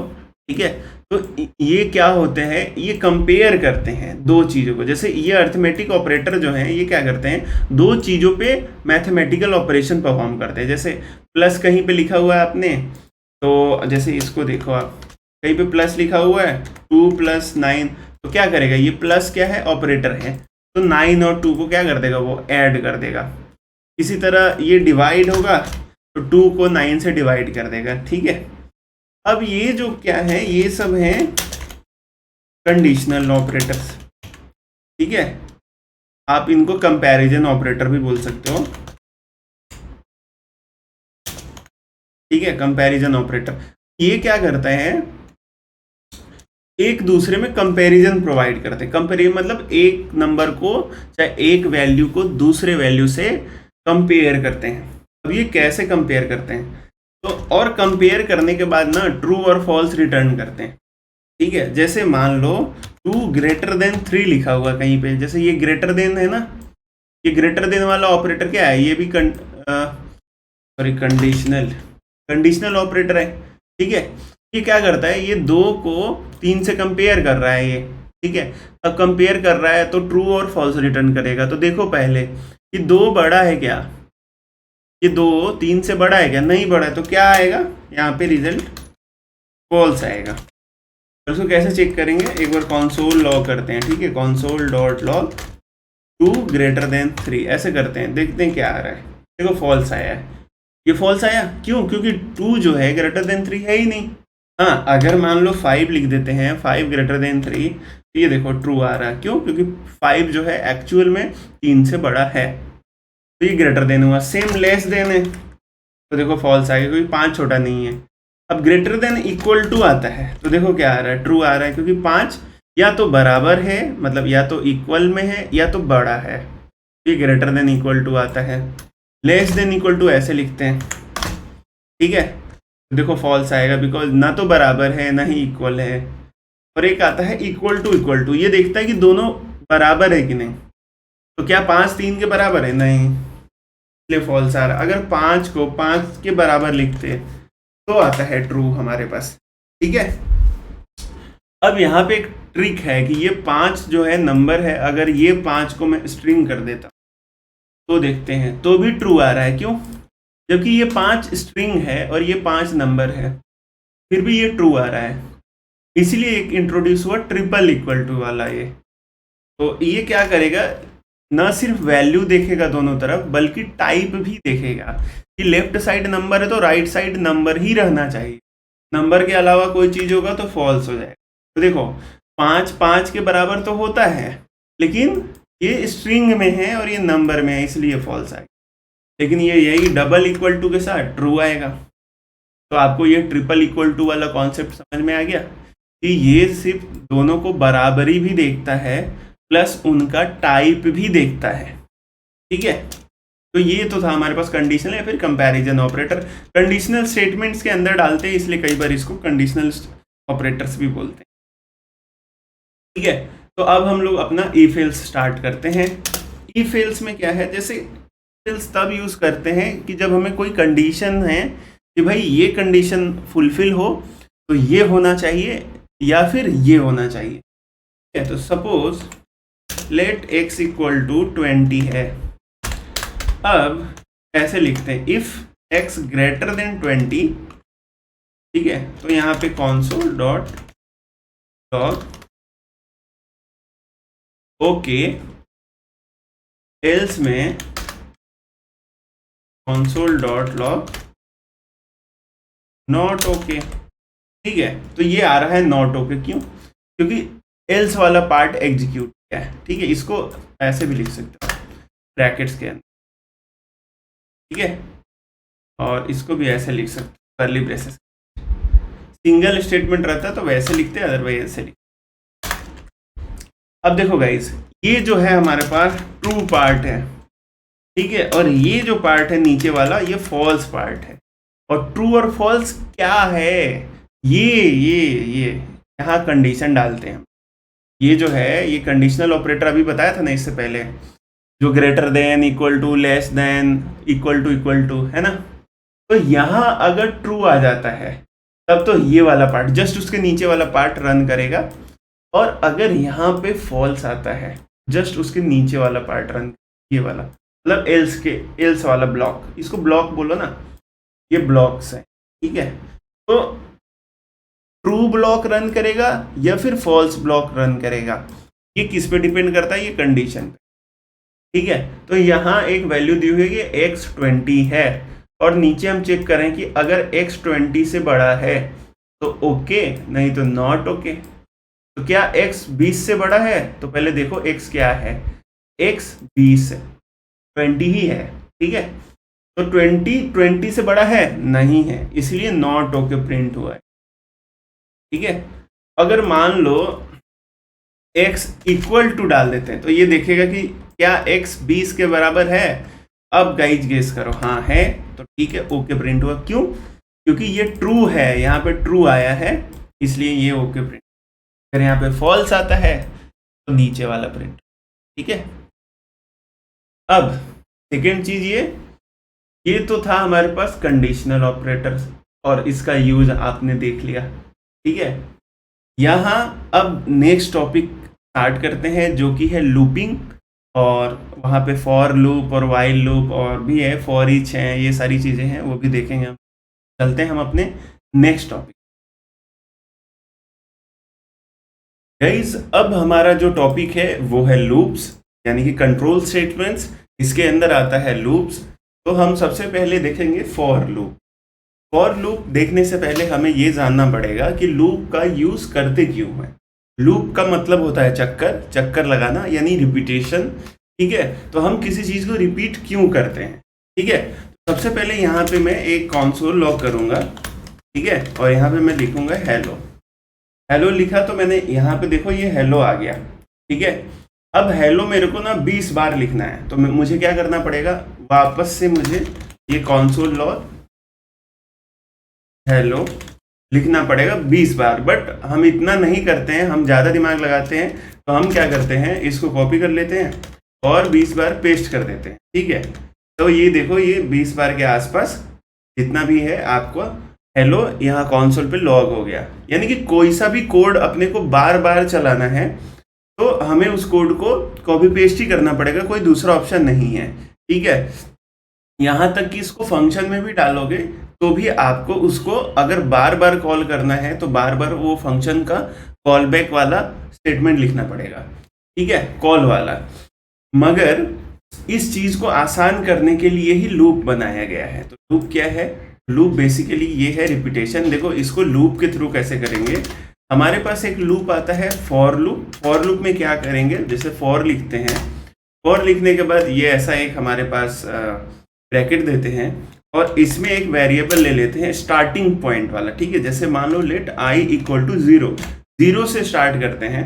ठीक है, और मान लो कितने बार अपने को करना है, 20 बार। ठीक है, तो लेस देन 20 लिखते हैं। अगर 1 से स्टार्ट करते तो लेस देन इक्वल टू भी लिखना पड़ता। ठीक है, यानी बेसिकली ये 0 से 19 तक जाएगा तो टोटल 20 हो जाएंगे। ठीक है, और आई प्लस प्लस करेंगे क्योंकि बढ़ते हुए जाएगा ये। ठीक है, और इसके अंदर ये कंसोल लॉग हेलो करा देंगे। ठीक है, तो अब क्या होगा कि 0 से लेके 19 तक ये वाली चीज हमारी प्रिंट होगी। इसी को बेसिकली लूप कहते हैं। और लूप का यूज देखो, ये 20 बार हेलो प्रिंट किया है, अभी पूरा नहीं दिखा रहा है बिकॉज इसने लिख दिया है 20 ऑटोमेटिक ही। अगर आपको 40 लिखोगे तो 40 टाइम्स लूप है, क्योंकि 20 मतलब मान लो किसने 100 लिख दिया तो पूरा कंसोल पे प्रिंट नहीं हो पाता है। तो एक ही चीज अगर बार बार रिपीट हो रही तो कंसोल अपना सीधा उसके लेफ्ट साइड में लिख देता है कि कितनी बार प्रिंट हो। ठीक है, अगर जैसे मान लो 5 बार है तो 5 टाइम्स हेलो। ठीक है, इस हिसाब से तो सेम चीज देखो कितना आसान हो गया हमारे। बस यहाँ पे नंबर आप पास करो और उतना बार आपका कंसोल लॉग हो जाएगा। ठीक है, तो ये ना सिर्फ कंसोल लॉग करने के काम में आता है बल्कि किसी भी काम में आ सकता है। सपोज मुझे यहाँ पे एक अलर्ट का कोड लिखता है, लिखिए अलर्ट सब्सक्राइब। ठीक है, अब ये ना 5 बार हमारे पास अलर्ट देगा। देखो कैसे देगा, सेव किया अपन ने, देखो 1 बार, 2 बार, 3 बार, 4 बार, 5 बार। समझे? तो कोई सा भी कोड लिख सकते हो इसके अंदर। ठीक है, वो आपका एग्जैक्टली 5 टाइम्स ही रन करेगा, इसलिए इसको लूप बोलते हैं। ये था हमारे पास फॉर लूप। ठीक है, ऊपर से जैसे एरे वगैरह रहता है, देखो यार ये वापस से रन कर गया 5। ठीक है, इसको एक बार हटा देता हूं मैं। ठीक है, ये तो फॉर लूप आपने देखा था। दूसरा जैसे एरे वगैरह के जो एलिमेंट्स होते हैं ना, जैसे यहाँ पे ले लिया हमने कॉन्स्ट एर इक्वल टू, यहाँ पे ले लिया मान लो BMW बार बॉडी। ये सारे एरे हैं हमारे पास और सारे एलिमेंट्स को प्रिंट करना है हमें, तो फॉर लूप से कर सकते हो आप। और भी सारे लूप हैं जिनसे आप कर सकते हो, बट अभी हम लोग फॉर लूप पढ़ रहे हैं। ठीक है, अब यहाँ पे i इक्वल टू 1 नहीं लिख सकते। क्यों नहीं लिख सकते? क्योंकि देखो इंडेक्स 0 से स्टार्ट होता है। आप 1 भी लिख सकते हो बट क्या है, फिर आपको माइनस करना पड़ेगा उसमें। ठीक है, अब यहाँ पे एरे के लेंथ तक हम लोग इसको रन करवाएंगे प्लस प्लस करते हुए। ठीक है, और यहाँ पे console डॉट लॉग एरे का इंडेक्स पास कर दें, यानी आई पास कर दें, बिकॉज आई ही चेंज हो रहा है। ठीक है, अब देखो तो अपना सारा का सारा एरे का एलिमेंट प्रिंट हो गया। तो ये बहुत इंपॉर्टेंट जो है ये फैक्टर है लूप वाली चीज, तो लूप आपको आना चाहिए। ये तो फॉर लूप था। ठीक है, एक और है हमारे पास फॉर इन लूप। ठीक है, तो ये ऑब्जेक्ट के उसमें काम आता है। ठीक है, ऑब्जेक्ट को ट्रैवर्स करने में काम आता है। और उसके बाद ये हमारे पास जो नंबर्स हैं, नंबर्स में भी ये सॉरी एरे में भी काम आता है। कैसे काम आता है, जैसे इसको हटा दो, ये फॉर लूप था, ये भी फॉर ही है बट इसको थोड़ा सा ऐसे लिखेंगे, लेट। ठीक है, कार इन कार्स। ठीक है, console डॉट लॉग। अब देखो सिर्फ कार प्रिंट करता हूं तो क्या आता है। ठीक है, देखो सॉरी ये कार्स नहीं है, ये यहाँ पे एर है। अब देखो क्या है, ये इंडेक्स आ रहा है ऐसे, और जब हमारे पास इंडेक्स है तो क्या कर सकते हैं, यहाँ पे ले लेंगे एरे और यहाँ पे लिख देंगे कार्स, बस बात खत्म। सॉरी, यहाँ पे ले लेंगे एरे, यहाँ पे ले लेंगे कार, ठीक है। तो आ गया, ये हमारा इंडेक्स है बेसिकली। इसको ऐसे मानो, लेट आई इन एरे और एरे आई, ठीक है। जो पहले हमारा फॉर लूप था उसमें आई आपको याद है, आई प्लस प्लस और आई 0 से स्टार्ट होता था, तो इसको ऐसे भी लिख सकते हो। इसको बोलते हैं फॉर इन एरे, ठीक है। इसके साथ आप ऑब्जेक्ट को भी इटरेट कर सकते हो, ठीक है। ऑब्जेक्ट को कैसे इटरेट करेंगे, इटरेशन मतलब एक एक करके प्रिंट करना, ठीक है। अब इसको ऑब्जेक्ट एक क्रिएट करो, वैसे तो एरे भी एक ऑब्जेक्ट ही होता है। अब देखो, एक पर्सन नाम का हमने यहाँ पे ले लिया, ठीक है, और इसके अंदर मैं नेम दे देता हूँ YouTube और एज दे देता हूँ 20। ये हमारे पास ऑब्जेक्ट आ गया पर्सन नाम का। अब इसको कैसे प्रिंट करेंगे, और लेट आई इन पर्सन, ठीक है, और console डॉट लॉग। अब देखो आई क्या होगा, यहाँ पे इंडेक्स होगा। यदि ऐसा मान लो ये की आएगा हमारे पास, पहले हम आई को प्रिंट करेंगे। देखो प्रिंट करते हैं तो देखो क्या क्या आ रहा है, सबकी की रिटर्न आ रही है, मतलब ये नेम और एज आ रहा है। तो इसको कैसे प्रिंट कर सकते हैं हम, इसको ऐसे, आपको पता है ऑब्जेक्ट कैसे प्रिंट करते हैं, ठीक है। ऑब्जेक्ट के मेंबर्स को कैसे एक्सेस करते हैं, लिख देते हैं, या तो ऐसे लिख सकते हैं पर्सन डॉट नेम से, ठीक है, या पर्सन और ब्रैकेट में नेम लिख देंगे तो एक्सेस कर सकते हैं। तो ठीक है, तो पर्सन तो है ही हमारे पास, पर्सन, और उसमें हम आई पास कर देंगे तो हमारे पास देखो उसका नाम भी आ गया और उसकी एज भी आ गई, मतलब सारी चीज़ को इटरेट कर सकते हो। तो ये तो था हमारे पास फॉर इन, ठीक है। उसके बाद एक आता है फॉर ऑफ लूप, ठीक है। फॉर ऑफ लूप कैसे काम करता है, सेम ऐसा ही है जैसे ये एर है ना, इसको मैं कार्स लिख लिया। फॉर ऑफ कैसे होगा, ये कुछ नहीं, एकदम उससे भी ज़्यादा सिंपल है। अब कार्स है ना, तो कार्स में क्या है, कार हैं, तो ऐसे लिखो आप, फॉर कार ऑफ कार्स, ठीक है, console डॉट लॉग। वो उससे भी सिंपल है। नहीं सॉरी, कार्स नहीं होगा, कार, एक एक मेंबर को प्रिंट कर। देखो ये सारा का सारा आ गया ना, आई डालना है ना 0 डालना है ना, आपको ऐसा ब्रैकेट वाली चीज कोई डालनी है, कुछ नहीं डालना है आपको, सीधा कार ऑफ कार्स डाल दो, हो जाएगा। यहाँ पे लेट भी लगा सकते हो बिकॉज ये अभी तक अनडिफाइंड वेरिएबल, ठीक है। तो ऐसे कर सकते हो आप। फॉर ऑफ हो गया। उसके बाद आता है हमारे पास वाइल लूप, ठीक है। तो वाइल लूप भी बहुत इंपॉर्टेंट लूप है। अभी इसको कैसे लिखते हैं, वाइल, ठीक है, ऐसे। और सबसे पहले एक इनिशियल वैल्यू ले लो आप, ठीक है, और आई हमारा कहाँ तक जाएगा। ये फॉर लूप के टाइप का ही है, बस इसी जगह पे इसका आपको डिफरेंस पता चलेगा, बिकॉज ये हमेशा ट्रू कंडीशन रहेगी जब भी इसके अंदर का ब्लॉक चलता है, ठीक है। तो यहाँ पे कंडीशन दो, i less than cars dot length, ठीक है, और console डॉट लॉग कार्स। तो ये आपका, अरे ये देखो चलते ही रह गया, ये चलते ही रह गया, ये अभी क्रैश करेगा ये। देखो गाइस, अभी हम लोगों ने दो चीजें यहाँ पे नहीं करी है, ये कंडीशन को मैच करने के लिए इसको ब्रेक नहीं करा, इसलिए ये अभी हमारा क्रोम क्रैश हो गया है, ठीक है। इसको हम वापस से स्टार्ट करते हैं। यहाँ पे एक और चीज देनी पड़ेगी हमें, आई प्लस प्लस देना था हमें, वो हमने नहीं दिया था, इसलिए ये इनफाइनाइट चला गया था, क्योंकि 0 कभी बढ़ नहीं रहा था। 0 हमेशा कार्स के लेंथ से, मतलब टोटल 3 है ना इसमें, एरे का लेंथ टोटल 3 है, 3 से हमेशा ही कम रहता है, तो इसलिए ये मतलब चलते ही रह गया था, इनफाइनाइट लूप हो गया था हमारे पास, ठीक है। अब हम इसको वापस से इसको लाते हैं, इसको वापस से मैंने यहाँ पे स्टार्ट करा है और इसका टूल देख लेते हैं। अब सिर्फ यहाँ पे इसको क्लियर करो, सेव करूँगा मैं। देखो 1 2 3 बार ही प्रिंट, ये आई प्लस प्लस देना जरूरी है, बिकॉज 0 1 होगा, फिर 2 होगा, और फिर सॉरी 0 पहले 0 रहेगा, फिर 1 होगा, फिर 2 होगा, और जब 3 होगा तो ये कंडीशन फॉल्स हो जाएगी, because 3 is not less than 3, ठीक है, इसलिए ये फॉल्स हो जाएगी, तो ये रुक जाएगा। और इसको नहीं करते तो फिर पूरा अपना देखे थे ना, इनफाइनाइट चल रहा था, ये चलता ही जा रहा था। ठीक है, तो ये हमारा लूप हो गया खत्म।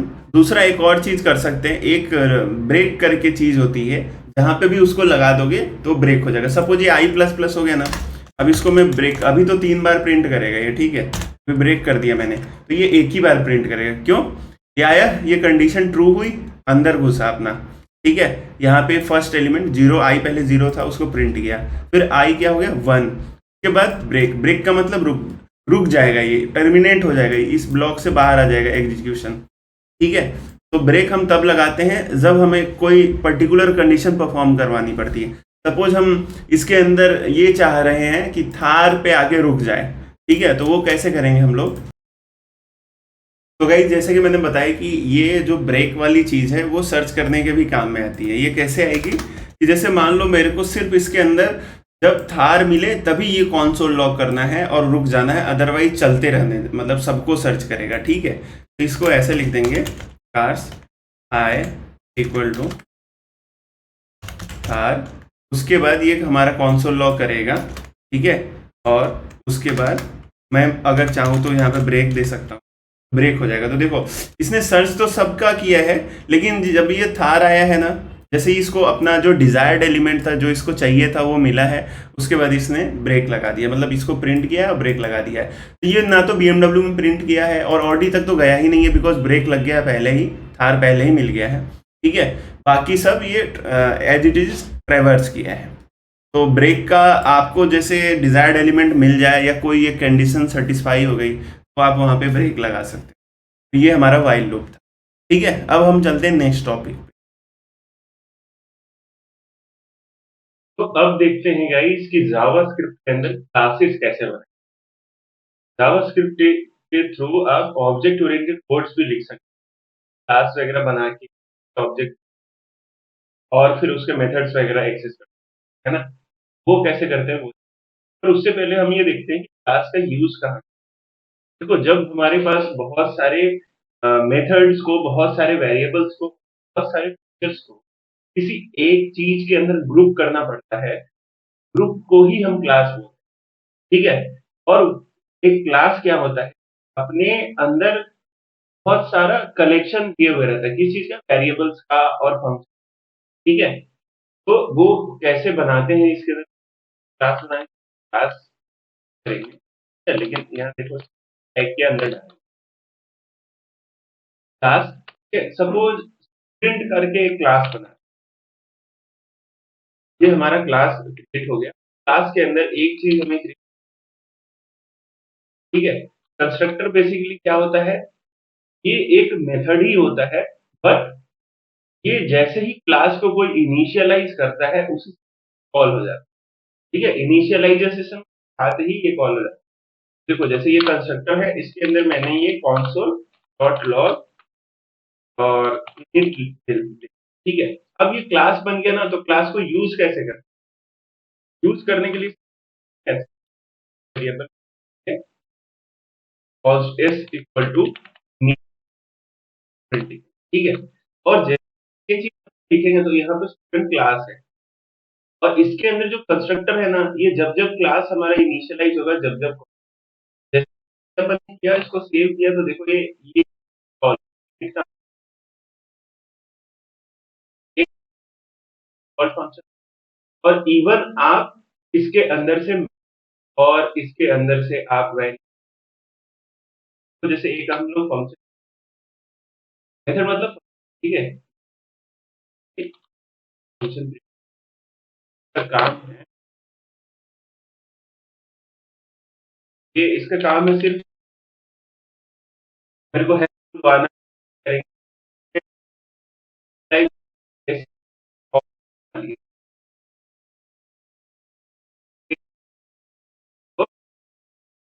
हेलो।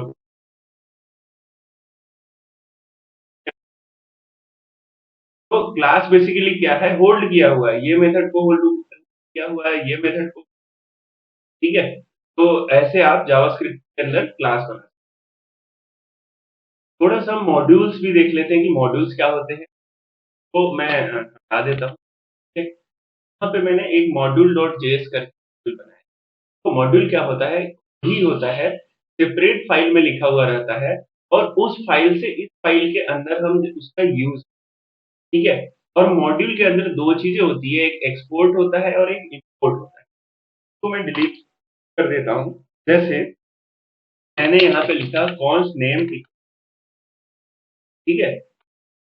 अब इस नेम को मेरे को इस पेज में यूज़ करना है तो क्या करूँगा? ठीक है? यहाँ पे ले आऊँगा फाइल को,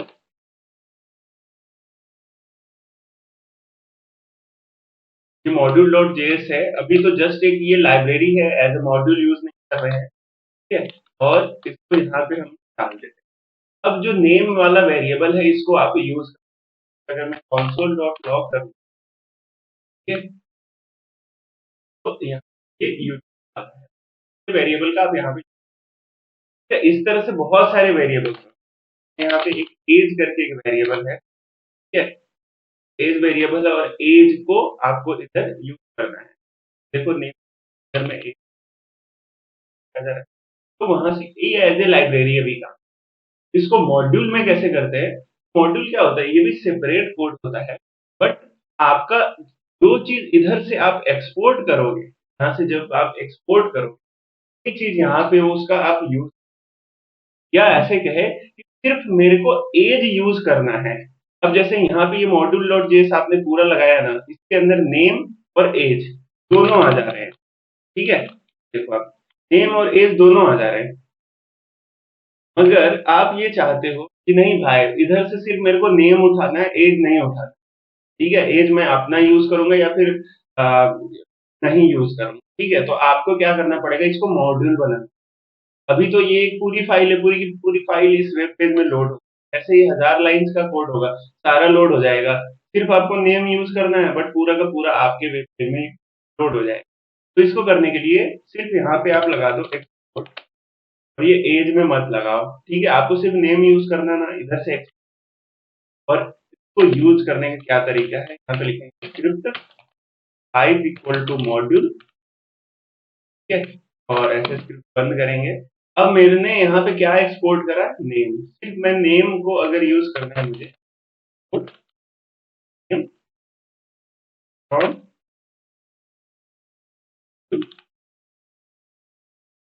तो यहाँ पे जो नेम है ना, ये इस मॉड्यूल से आ गया हमारे, ठीक है? अब मैं कंसोल लॉग करता हूँ नेम को, यहाँ पे देखो नेम जो प्रिंट हो रहा है। लेकिन अगर मैं यहाँ पे एज करता हूँ तो नहीं प्रिंट, क्यों? क्योंकि एज डिफाइन नहीं है। और यहाँ से मैं अगर एज उठा लेता हूँ मॉड्यूल से तो भी नहीं होगा, बिकॉज ये नेम सिर्फ एक्सपोर्ट करा है आपने, एज को एक्सपोर्ट नहीं। तो आप पर्टिकुलर चीज किसी चीज को शेयर करना चाहते हो, एज को, तो आप यहाँ एक्सपोर्ट और इंपोर्ट यूज कर सकते हो। एक्सपोर्ट तब यूज करेंगे जहां पे यूज करना है, जैसे यहाँ पे मुझे अपन ने नेम यूज करा है, ठीक है? और मुझे अगर एज यूज करना है तो यहाँ पे एज पे भी एक्सपोर्ट लगा दूंगा, ठीक है? एज पे लगा दूंगा तो एज यूज करूंगा, लेकिन एरर इसलिए आ रहा है क्योंकि यहाँ से मैं एज इंपोर्ट नहीं कर रहा। तो आप एक्सपोर्ट करोगे, आपको यूज करते टाइम वही आपको मॉड्यूल का ये कॉन्सेप्ट है, थोड़ा सा एडवांस हो जाता है ना? ज़्यादा आपको सोचने की जरूरत नहीं है। क्लास भी एडवांस है, मॉड्यूल भी एडवांस है। ये सब इधर ये 6 के थ्रू, ये 6 के बाद से सब स्टार्ट हुआ है ज़्यादातर इसका यूज़। तो गाइस मेरे हिसाब से आपने जावास्क्रिप्ट का जो कोर पार्ट है वो कर लिया है। अब हम चलते हैं कुछ इसके अंदर जावास्क्रिप्ट के सहायता से क्या-क्या कर सकते हैं, थोड़ा बहुत हम लोग देख लेते हैं। तो देखो सबसे पहले हम जावास्क्रिप्ट के थ्रू डोम मैनिपुलेशन कर सकते हैं। ठीक है, तो डोम मैनिपुलेशन कैसे करेंगे? सबसे पहले हम समझेंगे डोम। तो ये जो एलिमेंट के अंदर लिखा हुआ है ना H1, ये एक टाइप का डोम है। अब इसको मैनिपुलेट करने के लिए जावास्क्रिप्ट के अंदर कैसे चलेगा?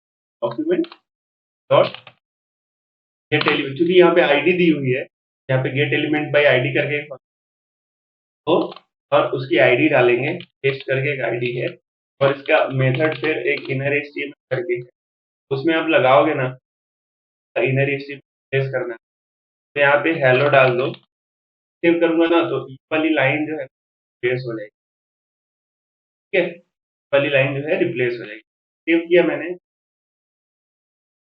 ठीक है, तो ऐसे ही डोम मैनिपुलेशन, प्लस इसमें आप कलर भी कर सकते हो। इसका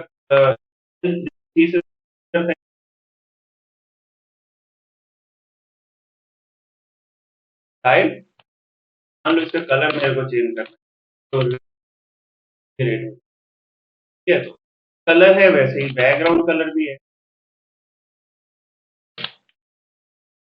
बैकग्राउंड जो भी सीएसएस की प्रॉपर्टी है आप स्टाइल के बाद उसको अपेंड करके, बस स्पेस वगैरह नहीं है और नेमिंग कन्वेंशन के हिसाब से आप सीएसएस का चेंज कर, ठीक है। जावास्क्रिप्ट के अंदर कुछ और मेथड्स है, जैसे कोई स्ट्रिंग है मान लो, टाइप मॉड्यूल है, कोई स्ट्रिंग है मान लो x इक्वल टू, यहाँ यूट्यूब है और इसका आपको लेंथ फाइंड करना है, तो आपको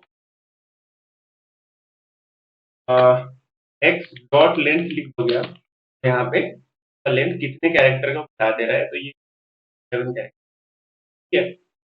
दूसरा एक अलर्ट का है, वो बता ही दिया। जावास्क्रिप्ट के थ्रू आप रैंडम नंबर भी जनरेट कर सकते हो, और जैसे let number equal to dot random, तो एक रैंडम नंबर जनरेट कर देगा, ठीक है, और यहाँ पे print कर देगा, एक रैंडम नंबर, और ये फ्लोटिंग पॉइंट्स में आता है, ठीक है, पॉइंट के साथ आता है डेसिमल, तो आपको जैसे आपको कितने कैरेक्टर का, कितने डिजिट का चाहिए, मान लो आपको 1000 से अपन ने मल्टीप्लाई कर दिया, पर इसको रिफ्रेश करोगे कितना बार ये अलग अलग कर, फिर एक पार्स, अभी देख रहे हो ना पॉइंट के साथ आ रहा है, तो आप ये पूरा फ्लोट है, इसको आपको इंटीजर में कन्वर्ट करना है, फिर पार्स इंट करके एक फंक्शन के अंदर आप जो नंबर डालोगे ना फ्लोटिंग पॉइंट के साथ, तो ये 154 है, जितनी बार रिफ्रेश करेंगे उतनी बार रैंडम नंबर।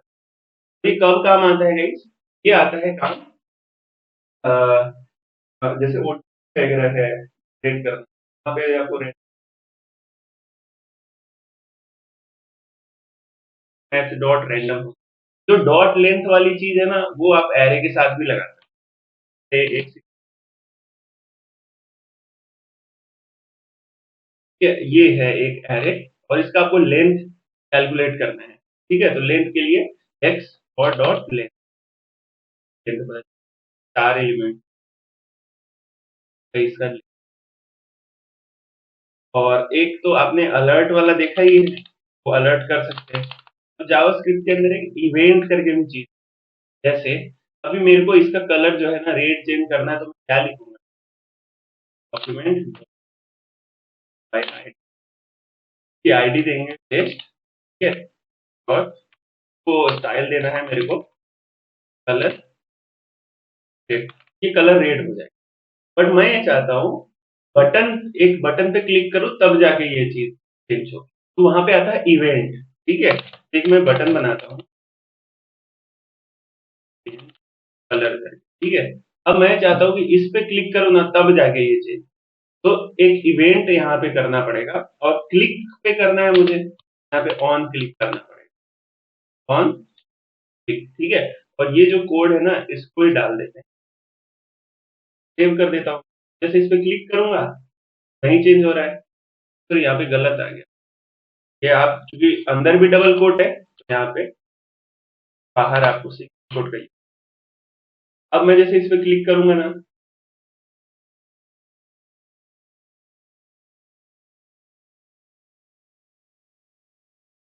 जैसे क्लिक किया तो ये चेंज, मान लो इस एलिमेंट तो यहाँ पे एक ये आता है डिस्प्ले जो, और यहाँ पे नन कर दोगे तो ये हाइड हो जाएगा, ठीक है, तो ये ठीक है, अब ऑन हो,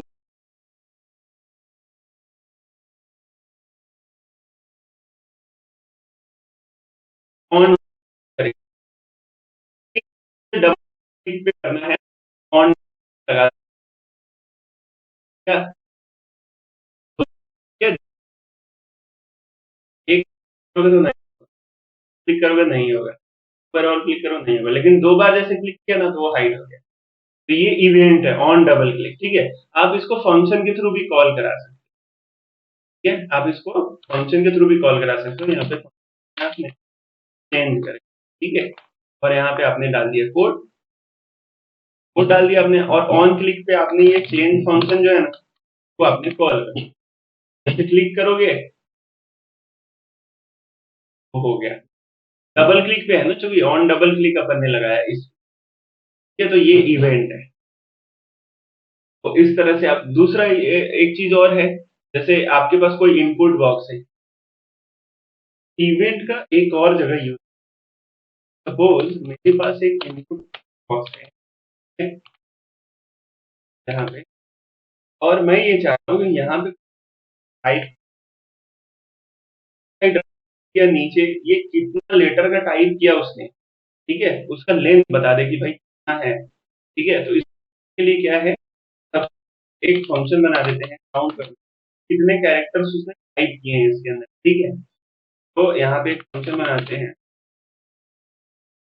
ठीक है, काउंट टेक्स्ट का, और यहाँ पे हम इस आईडी को एक आईडी दे देते हैं, आईडी है मान लो इन, ठीक है। और यहाँ पे document dot get element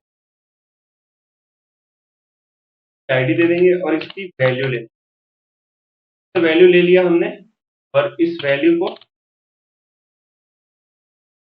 x में डाल देते हैं और एक्स को लॉग कर देते हैं, ठीक है। अब मैं इसको इवेंट के साथ कनेक्ट कर देता हूँ, टाइप कर रहा हूँ लेकिन लॉग नहीं हो रहा, क्यों? क्योंकि ये कनेक्टेड नहीं है, फंक्शन तो है, फंक्शन को कॉल करते हैं ऑन की प्लेस पे, ठीक है। काउंट टेक्स्ट जो है ऑन की प्लेस पे कॉल होगा।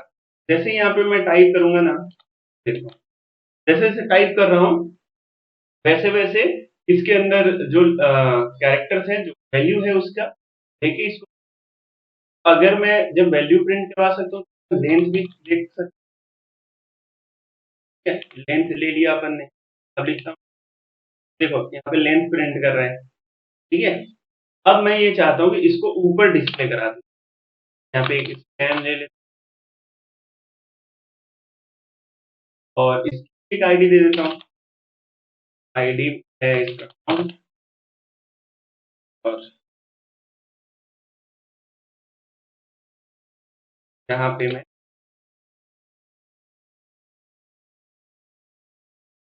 जो है ये देखो ऐसे कर दिया कि अब जब भी इसके अंदर कोई वैल्यू होगी ना, उसको लेंथ जो है ये काउंट वाले सेक्शन में अपडेट कर दें। देखो जैसे जैसे टाइप करोगे ना, अब यहाँ इसका ये काउंट बढ़ते जाएगा, ये तो कंसोल लॉग बता देते हैं। मैं कुछ भी टाइप करूंगा ना तो ये बताते जाएगा कि कितना लेटर आपने टाइप कर दिया। तो आप इवेंट का जावास्क्रिप्ट का ये भी बहुत सारे इवेंट है, जैसे ऑन क्लिक है, ऑन डबल क्लिक है, प्लेस है, ऑन की डाउन है, इस टाइप से बहुत सारे इवेंट है। ये सब भी आप जावास्क्रिप्ट के अंदर यूज कर सकते हो, बहुत जगह पे यूज आता है। तो ट्विटर में 160 कैरेक्टर का लिमिट था पहले, तो अभी टाइप कर रहे हैं ट्वीट मान लो और 160 से ज्यादा हो जाएगा तो वो रेड में आ जाता है, तो वो चीज इंप्लीमेंट करने के लिए भी यहाँ से आप implement कर सकते हो इस तरह। तो आई होप कि आपको बेसिक जो ओवरव्यू है वो इवेंट का समझ आया होगा। और जावास्क्रिप्ट के अंदर इतनी सारी चीजें कि कम से कम 5 से 7 घंटे का वीडियो बन जाएगा। मैं तो बस क्रैश कोर्स करा रहा हूँ आपको, फास्ट हो जाए, थोड़ा सा रिवीजन हो जाए आपका, और जो बेसिक जिनको नहीं आता है उनको भी थोड़ा समझ में आ जाए। सारी चीजें मैंने कवर अप करने की कोशिश की है। हो सकता है कि 1-2 टॉपिक इसके अंदर क्या हो, अपन कमेंट करके बताएँगे तो, जैसे 2-3 चीज़ें हैं, जैसे प्रोमिसेस है, एसिंक अवेट है, और भी चीज़ें हैं जो कि अपन ने इसको जानबूझ के छोड़ी है, इसमें थोड़ा एडवांस कॉन्सेप्ट और वीडियो घंटे भर से जाती है, इसलिए उसको छोड़ रखा है। और बाकी आप कमेंट करके बताइए कैसा लगा है आपको, और आपको अगर 50% भी समझ में आ जाएगा, टाइप करके। Thank you.